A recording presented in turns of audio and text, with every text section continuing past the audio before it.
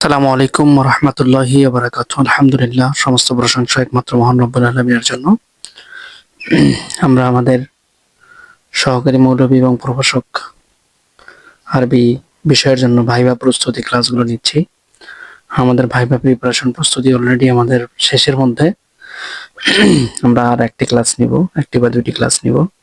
তারপরে আপাতত ভাইভা, শুধুমাত্র ভাইভাগুলো আমরা যে মক টেস্ট বা ভাইভা নিচ্ছি এগুলো আপলোড করবো ইনশাআল্লাহ। অবশ্যই ভাইভা মক টেস্ট গুলো সকলে দেখবেন, কারণ এটা থেকে আপনার ভাইভা প্রিপারেশন কেমন ভাবে হয়, কিভাবে হয়, সমস্ত কিছু জানতে পারবেন। তো আজকের মূল আলোচনার বিষয়বস্তু হচ্ছে আপনাকে ভাইভা বোর্ডে অনেক ধরনের আরবির মুখোমুখি হতে হবে। আপনাকে বলবে, তারপরে আপনি কিভাবে প্রবেশ করবেন, কিভাবে কি করবেন, সমস্ত বিষয়গুলো আজকে আলোচনা করেছি। 3টি ভাষায় আমরা আলোচনা করেছি। প্রথমত আমরা এই ক্লাসটি কিছুক্ষণ চালাবো, তারপরে আপনাদের জন্য প্রতিদিনের ন্যায় আজকে একটি গুরুত্বপূর্ণ মেসেজ দিব। সেই মেসেজের পর আবারও আমরা ক্লাসে ফিরে আসবো ইনশাআল্লাহ। তো কথা না বাড়িয়ে সরাসরি আলোচনা শুরু করা যাক। আমরা এখানে দেখতে পাচ্ছি আপনি যখন সালাম দিবেন আসসালামু আলাইকুম রহমতুল্লাহ, বা আপনার নাম যখন ডাকা হবে 33, 12, 34 বা যে কোনো একটা নাম ধরে যখন আপনাকে ডাকা হবে, ডাকার পরে আপনি গেটে ঢুকবেন, দরজায় নক করবেন, সালাম দিবেন আসসালামু আলাইকুম রহমতুল্লাহি ওয়া বারাকাতুহু। সালাম দেওয়ার পরে তারপরে আপনি দুইভাবে প্রশ্ন করতে পারেন। আমি কি আসতে পারি স্যার?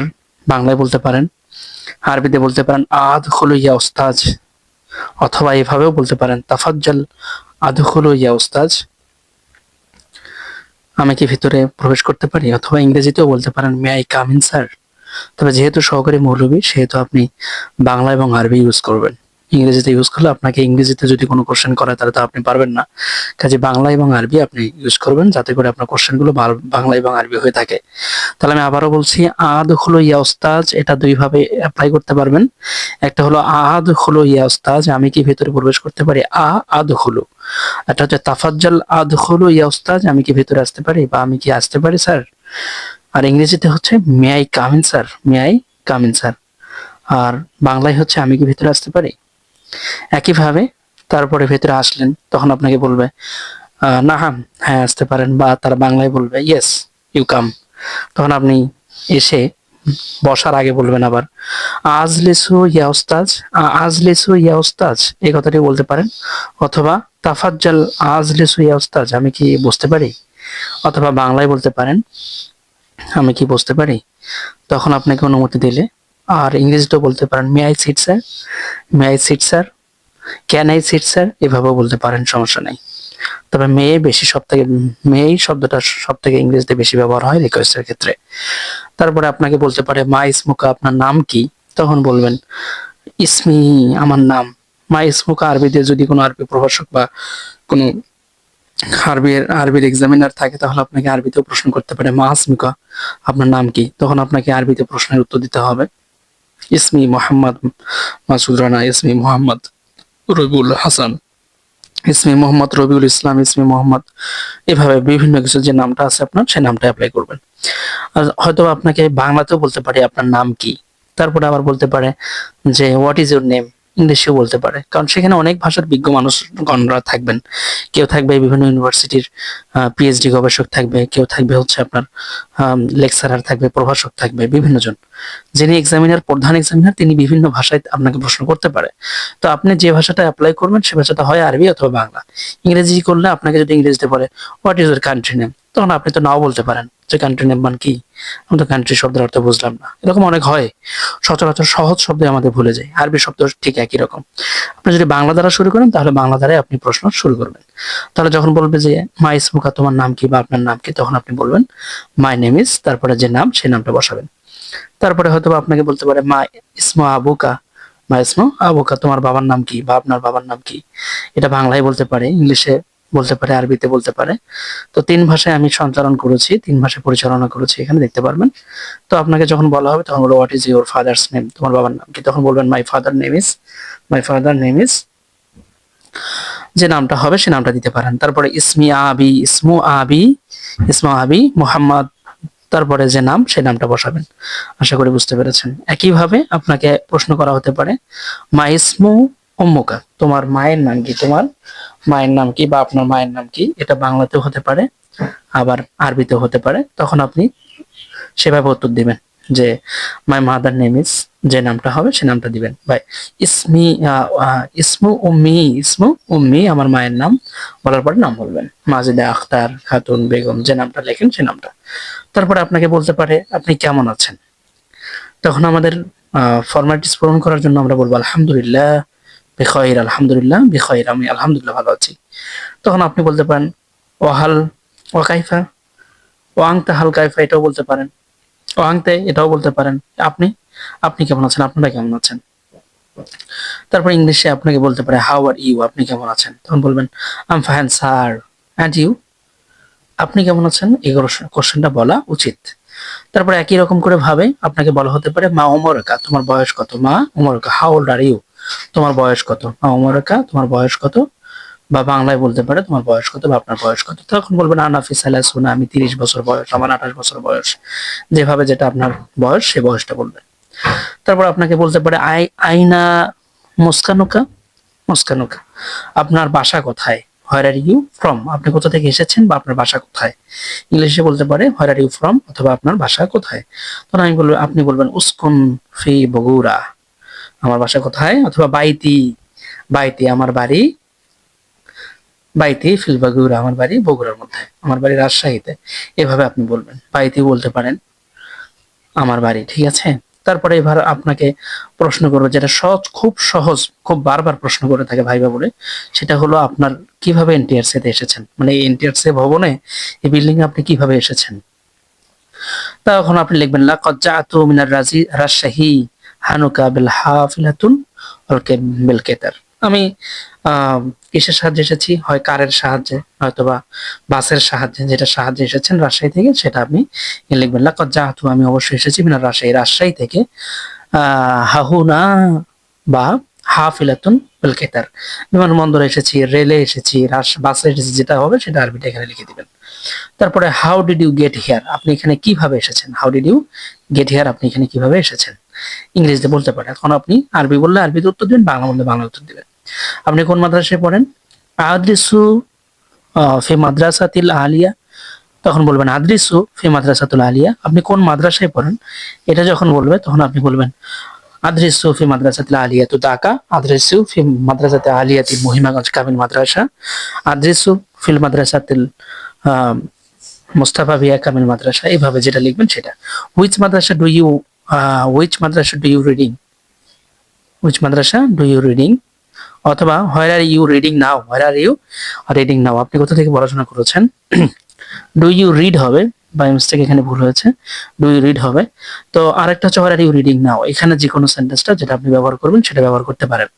আপনি কোন মাদ্রাসা থেকে পড়েছেন, তখন আপনি ওটা বলতে পারেন আদ্রিসু ফিল মাদ্রাসাতিল আলিয়াতু ঢাকা, আদ্রিসু ফি মাদ্রাসাতিল মুস্তাফা বিয়া কামিল মাদ্রাসা, মাদ্রাসাতিল মুস্তাফা বিয়া লিখতে পারেন। কোন মাদ্রাসা থেকে আপনি ফাজিল পাস করেছেন, which madrasa did you Fazil pass from, এখানে আপনি আরবিতে আপনাকে বলবে, তখন আপনি বলবেন, আপনাকে বলা হবে কদ নাজাহতু ফিল ইমতিহানুল ফাজিল মিনাল মাদ্রাসাতিল মহিমাগঞ্জ, আমি অবশ্যই মহিমাগঞ্জ কামিল মাদ্রাসা থেকে ফাজিলে পাস করেছি।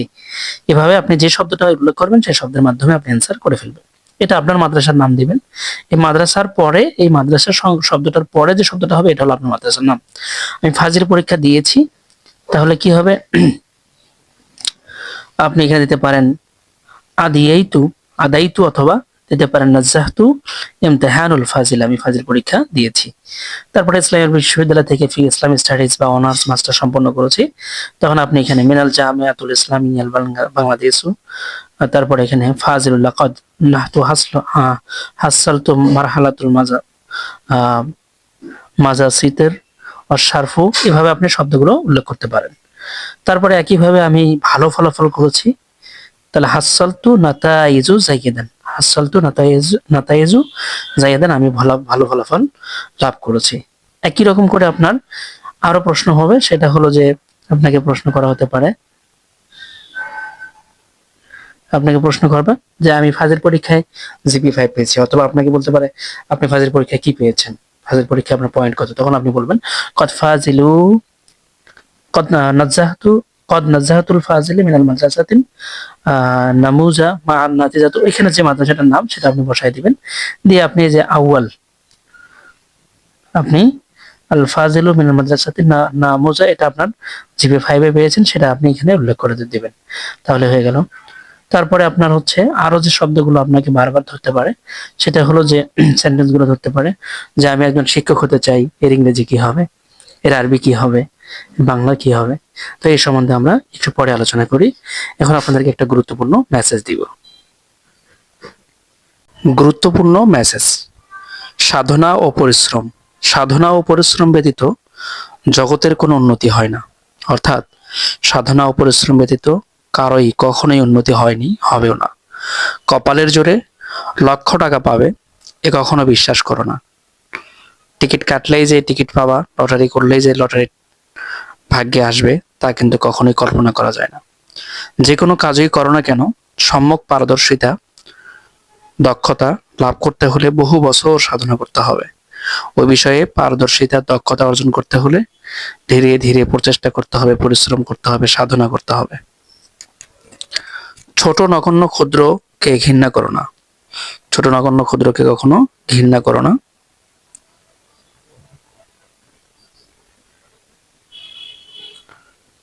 ছোট নগণ্য কখনো ঘৃণা করো না। ক্ষুদ্রের সাহায্যেই বিরাট সৃষ্টি হয়। মনে রাখবে, ক্ষুদ্রের সাহায্যেই বিরাট সৃষ্টি হয়। ক্ষুদ্র মুহূর্তগুলো কাজে লাগালে জীবনে সোনা ফলতে পারবে। রাতারাতি কেউ বড় মানুষ হবে না। হঠাৎ কোনো অসুবিধা করতে হয় না। হঠাৎ কোনো অসুবিধা কারো তৈরি হয় না। হলেও তা বিশ্বাস করে নিজেকে দুর্বল করো না। যারা রাতারাতি কেউ বড় মানুষ হবে না, হঠাৎ কোনো অসুবিধাও কারো হয় না, হলেও তা বিশ্বাস করে নিজেকে দুর্বল করো না। যারা কাপুরুষ তারাই ভাগ্যের দিকে চেয়ে থাকে। পুরুষ চায় নিজের শক্তির দিকে। তোমার বাহু, তোমার মাথা তোমাকে টেনে তুলবে, তোমার কপাল নয়। তুমি তোমার বাহুর দ্বারা কাজ করো, তোমার মাথা দ্বারা, তুমি বিবেক খাটিয়ে কাজ করো, তবে তুমি সফল হবে। কখনোই কাপুরুষের মতো ভাগ্যের দিকে চেয়ে থেকো না। একদিন দুই দিন করে জীবনের দীর্ঘ সময় চলে যাচ্ছে। জগতে যারা বড় তারা অপচয় করবে না, তার অপচয় করবেন না। ওয়াট যে সময় দোকানে বেচাকেনা করতেন, সেই সময়ে তিনি রসায়ন শাস্ত্র ও জার্মানি ভাষা আলোচনা করে উভয়ই বিষয়ে পণ্ডিত হয়েছিলেন। তুমি এই কথা শুনে হয়তো বিস্মিত হবে। স্টেফেনসন ইঞ্জিনে কয়লা যোগাতেন আর অঙ্ক করতেন। যত সময় তুমি হাসি গল্পে ও ঠাট্টায় কাটিয়ে দাও, যত সময় তুমি হাসি গল্পে ও ঠাট্টায় কাটিয়ে দাও, তার ভিতর থেকে বেশি নয় 1 ঘন্টা সরিয়ে রাখো। সমস্ত দিনে রাতে মাত্র 1 ঘন্টা কোনো যদি তুমি কোনো কোনো বিষয়ে আলোচনা করো, তবে দেখতে পাবে 10 বছরে তুমি একজন বড় পণ্ডিত হয়ে গিয়েছো। বন্ধু ও সঙ্গীদের কাছে তোমার সম্মান বেড়েছে। হয়তো তুমি সমস্ত জগতের ইতিহাস জেনে ফেলেছো, অঙ্কশাস্ত্র প্রভুত্ব জ্ঞান পণ্ডিত্য লাভ করেছো, একজন বিখ্যাত হোমিওপ্যাথিক চিকিৎসক হয়ে পড়েছো, কিংবা অর্থসহ সমস্ত কোরআন শরীফ অথবা গীতিখানা মুখস্থ করে ফেলেছো। ডাক্তার ম্যাসন গাড়িতে রাস্তায় রাস্তায় ঘুরে বেড়াবার সময় একখানা বৃহৎ পুস্তক অনুবাদ করে ফেলেছিলেন। ডাক্তার ডারউইন বেড়াবার সময় তার অধিকাংশ বই লিখতেন। ডাক্তার বার্নে গান শিখবার জন্য যখন ছাত্রের বাড়ি ছেড়ে অন্য ছাত্রের বাড়ি যেতেন, তখন পথে তার সঙ্গে দেখা হয়ে যেত ফরাসি ও ইতালীয় ভাষার ব্যাকরণ। এমনই ভাবে এক উকিলের কেরানি বাসা থেকে অফিসে যাবার পথে শিখেছিলেন গ্রিক ভাষা। ভাত খেতে ডাকলে ডিজুস সময়ই দেরি করতেন, সব সময় দেরি করতেন। তার মানে সে সময় তিনি বই লিখতেন। খাবার আগের সময়টুকু বিনা কাজে ভেসে যেতে দিতেন না। গামারিলিহো বুরিট দোকান ঘরের ঠকঠকির মধ্যে বসে আধুনিক ও পুরাতন 30টি ভাষায় পণ্ডিত হয়েছিলেন। পথে যদি 500 টাকা পাও, তাহলে তোমার আনন্দের সীমা থাকে না। সমরূপ অমূল্য রত্ন তোমার পায়ে জড়িয়ে পড়েছে, সেদিক তোমার ভ্রুক্ষেপ নেই। একই রকম রত্ন, এর থেকেও দামি রত্ন তোমার পায়ের কাছে এসে বারবার পড়বে। সেই রত্ন তুমি উঠিয়ে নেওয়ার সুযোগ হচ্ছে না। কিন্তু যেই 500 টাকা তুমি পড়ে পেয়েছো, যেই 500 টাকা কুড়িয়ে পেয়েছো, সেই 500 টাকা নিয়ে তোমার কত কিছু, কত আশা। সে তোমাকে ঘৃণা করবে। মানুষের কাছে টাকা চাও, সে তোমাকে ঘৃণা করবে। সময় সম্পদ নিয়ে তোমার দরজায় দাঁড়িয়ে দয়া করে তার রত্ন উপহারগুলো গ্রহণ করো। একটা সময় আসবে তখন তুমি মানুষের কাছে চাইতে যাবা, তখন তোমাকে সবাই ঘৃণা করবে, কিন্তু আরেকটা সময় ওই মানুষই তোমার জন্য গিফট, পুরস্কার, উপহার তোমার দরজার সামনে নিয়ে আসবে, নিয়ে এসে বলবে সম্মানের সাথে প্লিজ এগুলো গ্রহণ করুন, কিন্তু আপনার গ্রহণ করার মতো সময় সামর্থ্য হবে না। কাজে নিজেকে এতটা যোগ্যবান করে তোলো। কতগুলো যুবক বাক্সটারের কাছে দেখা করতে যেয়ে বলেছিল, মহাশয় আমাদের ভয় হচ্ছে, আপনার সময় নষ্ট করছি। অভদ্র জ্ঞানী বাক্সার বললেন, নিশ্চয়ই। তিনি জ্ঞানী অভদ্রর সাথে প্রশ্ন করে তাকে যেহেতু বলেছিল যে আমরা মনে হয় আপনার সময় নষ্ট করছি, তখন তিনি অভদ্রের সঙ্গে বলেন, হ্যাঁ অবশ্যই তোমরা আমার সময় নষ্ট করছো। তারা চিন্তা করেন তিনি অভদ্রের পরিচয় দিয়েছিলেন, অথচ তিনি ছিলেন সব থেকে জ্ঞানী ব্যক্তি। জ্ঞানী যারা, তারা নিজের নিরন্তর সময়ের প্রান্তর হতে মণিমুক্তা করিয়ে নিচ্ছেন। তুমি তুমি আমি সুযোগের আশায় সময় নাই বলে বা দারিদ্র্যের মিথ্যা অজুহাত বোকার মতো দাঁড়িয়ে আছি। দারিদ্র্যের কথা বলে আমরা মিথ্যা অজুহাতে দাঁড়িয়ে আছি। কাজ করো, কাজ করো, কাজ করো। সব অবস্থায় সকল সময়ে যে কোনো কাজ করো, তার ফল পাবে। প্রথম প্রথম হয়তো তোমার পরিশ্রম সার্থক হবে না, তাতে নিরাশ হয়ে না। বিখ্যাত সাহিত্যিক এডিসন স্পেকটেটর লিখে গৌরব অর্জন করার আগে বস্তা বস্তা কাগজ লিখেছিলেন। তিনি লেখার অর্জনও তার বিখ্যাত লেখার সাহিত্যের মধ্যে এডিসন, তিনি যে বিভিন্ন লেখার ফেমাস হয়েছেন, বিখ্যাত হয়েছেন, এই লেখা বিখ্যাত হওয়ার আগে তিনি অনেক অনেক বেশি লিখেছেন, কিন্তু তার লেখাগুলোকে কেউ গ্রহণ করেনি। তিনি বস্তা বস্তা কাগজ লিখে ফেলেছিলেন, সেগুলি অকেজ ঘরের মধ্যে পড়ে থাকলেও সেই সব রাবিশ লেখার ভিতরেই তার গৌরব, উন্নতির ভিত্তি প্রতিষ্ঠিত ছিল। তার মানে এই বোঝাতে চাচ্ছি, প্রিয় ভাই, প্রিয় বন্ধু, সাধনা করো, পরিশ্রম করো, সফলতা তোমার আসবেই আসবে। সাধনা পরিশ্রম ব্যতীত জগতের কোনো উন্নতি নাই, সাধনা পরিশ্রম ব্যতীত তোমার কোনো উন্নতি নাই। তুমি 18তমতে চান্স পাও নাই, 19তমতে চান্স পাও নাই, 20তমতে পাবা, 13তম থেকে প্রিপারেশন নিচ্ছ, এবার পাবা, সামনে বার পাবা, না হলে পরের বার পাবা। যখন তোমার হবে না তখন তুমি বুঝে নিবা যে আমার ভাগ্যে ছিল না। কিন্তু আগেই ভাগ্যের দোহাই দেয়া কাপুরুষতার লক্ষণ। যারা কাপুরুষ তারা ভাগ্যের দিকে চেয়ে থাকে। আপনি ভাগ্যের দিকে চেয়ে থেকে আপনি পড়াশোনা করছেন না, রেগুলার পড়াশোনার ভিতরে আপনি নাই, তাহলে আপনার ভাগ্য কিভাবে আপনার কাজে আসবে? কাজেই সাধনা ও পরিশ্রম করতে হবে। আর ক্ষুদ্র ক্ষুদ্র মুহূর্তগুলো কাজে লাগলে জীবনে সোনা ফলাতে পারবে। ছোট ছোট সময় আপনি বাসে বসে আছেন, বাসে বই পড়েন, আপনি রেল স্টেশনে অনেক সময় বসে আছেন, এখন তো মোবাইলের সময়, আপনি পিডিএফ পড়েন। ক্ষুদ্রের সাহায্যে বিরাট সৃষ্টি হয়। ছোট ছোট রাশি রাশি স্তূপে পরিণত করবে। কাজেই ছোট ছোট নগণ্য ক্ষুদ্রকে কখনো ঘৃণা করো না। এগুলোকে বুকে জড়িয়ে ধরে আলিঙ্গন করে সময়কে কাজে লাগাও। ভাই, সময়কে কাজে লাগাও, পরিশ্রম করো, সাধনা করো, অবশ্যই সফলতা আসবেই আসবে। আগামী দিনগুলো ভালো কাটুক। এই ছিল আজকের গুরুত্বপূর্ণ মেসেজ। আমরা গুরুত্বপূর্ণ মেসেজের পর আমরা আবার ফিরে এসেছি। আমি শিক্ষক হতে চাই, এটার হচ্ছে আরবি কি হবে? আমি শিক্ষক হতে চাই, উরিদু আন আকুনা মুআল্লিমান, আমি শিক্ষক হতে চাই, I want to be a teacher. তখন বলবেন আমি আরবি প্রভাষক হতে চাই, তখন হবে হচ্ছে উরিদু আন আকুনা মুহাজিরান আরবিয়্যা, আমি আরবি সে প্রভাষক হতে চাই। ঠিক আছে, এটার ইংরেজি কি? I want to be a lecturer of Arabic, I want to be a lecturer of Arabic. আমি সহকারী শিক্ষক হতে চাই বা ধর্ম শিক্ষক হতে চাই। أريد أن أكون معلما مساعدة الدين. I want to be assistant teacher of religious and moral education. Religion and moral education. Religion and moral নৈতিক শিক্ষার স্যার হতে চাই। ঠিক আছে, তারপর আমি মৌলভী হতে চাই, আমি ইবতেদায়ী মৌলভী হতে চাই। উরিদু আন আকুনা মুসাইদাতাল ইবতিদাইয়া, I want to be a teacher ইবতেদায়ী মৌলভী, I want to be a ইবতেদায়ী মৌলভী। আমি একজন ইবতেদায়ী মৌলভীর শিক্ষক হতে চাই। আমি সহকারী মৌলভী হতে চাই, এখানে আপনি উরিদু আন Acuña মুআল্লিমান মুসাইদাতান মৌলভিয়া, I want to be a assistant মৌলভী। আপনি যে কোনো ভাষায় এটা বলতে পারবেন। তারপরে আপনাকে বলা হতে পারে যে আমি আরবি ভাষা শিখেছি, এর ইংরেজি কি হবে? তখন বলবেন তাআল্লামতুল লুগাতুল আরাবিয়্যা, I learned Arabic English, I learned Arabic language। আমি ইংরেজি ভাষা শিখেছি, তাহলে কি হবে? তাআল্লামতুল লুগাতুল ইংলিশ, তাহলে আপনি বলবেন যা I learned English language।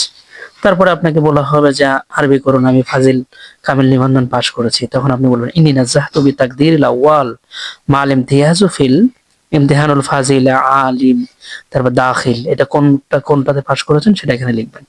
এভাবে প্রত্যেকটা শব্দকে অ্যাপ্লাই করতে পারবেন। I have first Fazil Kamil registration, এখানে আপনার ইংরেজি শব্দগুলো। তো অবশ্যই যে ক্লাসগুলো আমরা করতেছি মনোযোগের সাথে ক্লাসগুলো করতে হবে। দেন আমরা আমাদের ইমপ্রুভমেন্ট আরো বাড়াতে পারবো। এই বলে আজকের আলোচনা এখানে শেষ করছি। মা আসসালাম, আসসালামু আলাইকুম রহমতুল্লাহি বারাকাতুহু।